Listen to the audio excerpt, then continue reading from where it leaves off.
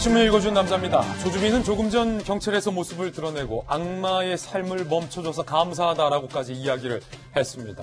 조주빈이 범행을 저질렀고 그 범행에 가담한 공범 중에 현직 공무원도 있는 것으로 드러나서 충격을 주고 있습니다. 잠시 후에 신상이 공개된 조주빈의 얼굴과 조주빈의 목소리, 조주빈의 이야기, 그리고 그에 드러나지 않는 범행 일체 모두를 오늘 도지구쇼에서 상세하게 해부해 보겠습니다. 오늘 조간신문은 어떤 뉴스 보도하고 있는지 함께 하시죠. 먼저 동아일보입니다.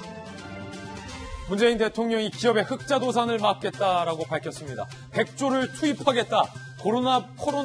코로나발 자금난을 해소하겠다라고 밝혔습니다. 여기서 말하는 흑자 도산이라는 것은 기업의 상황이 계속 좋다가 이번 코로나19 사태를 맞아서 일시적으로 자금의 부족함을 느껴서 하마터면 문을 닫을 수 있는 위기에 처한 기업들을 구하겠다라는 겁니다. 100조 원이 투입된다는 겁니다. 사진 한번 보실까요? 소상공인들이 긴급대출을 받기 위해서 줄을 이렇게나 길게 들어섰습니다. 한 소상공인이 뽑은 대기 번호는 499. 이 말은 이렇게나 어려운 자영업자들이 지금 코로나 국면에서 많이 생겨났다는 의미이기도 합니다. 네, 이번에 다음 신문입니다. 중앙일보입니다.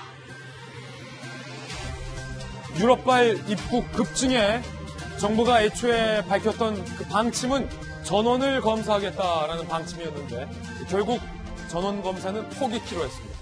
무증상자는 자가격리하시라라고 방침이 바뀌었습니다. 정부는 3일 이내에 지역보건소에서 검사할 것으로 입장을 바꿨습니다. 매일매일 외국에서 1000명씩 대한민국으로 입국하고 있습니다. 1000명씩. 이거 감당하지 못한다는 겁니다.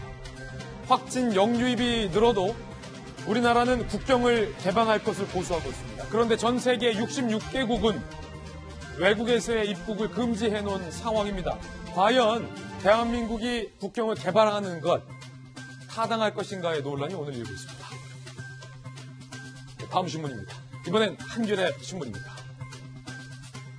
성착취 조주빈 암호화폐 계좌에 32억 원이 있는 것이 포착이 됐습니다. 한 범죄 전문가는 조주빈이 이런 범죄로 얻은 범죄 수익이 100억대에 육박할 것이다라는 전망을 내놓기도 했습니다. 박사방에 올린 후원금 계좌로 가상화폐 지갑, 이른바 은행 계좌 같은 겁니다. 이 513개 지갑에서 이더리움이 입금됐다. 그런데 그게 수십억 원 규모라는 겁니다. 이 가상화폐로 입금된 금액을 인출책을 동원해서 현금으로 환산한 뒤 아파트 소화전에 던져둬라. 이른바 현금 던지기 수법을 통해서 조주빈은 수십억 원대의 현금을 확보한 것으로 경찰은 보고 있습니다. 잠시 후에 상세하게 이야기 다뤄보겠습니다. 오늘 한 조간신문의 보도에 따르면 조주빈은 경찰 조사에서 본인이 성적으로 학대한 여성을 지칭해 내 여자친구다 라고까지 주장했던 것으로 알려지고 있습니다. 잠시 후에 이야기 나눠보죠.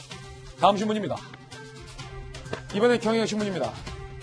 총선이 얼마 남지 않았습니다. 여야의 비례대표 1번 후보자들의 면면을 경향신문들이 쭉 살펴봤는데 경향신문은 정당의 정체성은 보이지 않고 이슈몰이형 공천에만 급급했다라고 불편한 이야기를 하고 있습니다.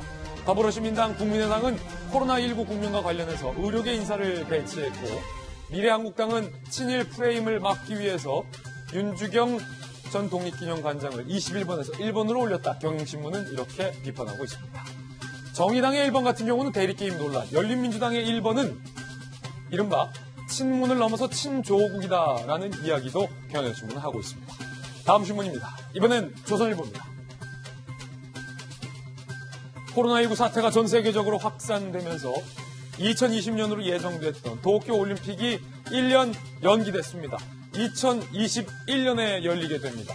올림픽 124년 역사상 처음으로 짝수가 아닌 홀수해에 열리게 됩니다. 올림픽이 연기됐다는 것은 그만큼 코로나19가 전 세계를 치명적으로 강타하고 있다는 의미이기도 합니다. 잠시 후에 이야기 나누겠습니다. 지금까지 신문 읽어주는 남자였습니다.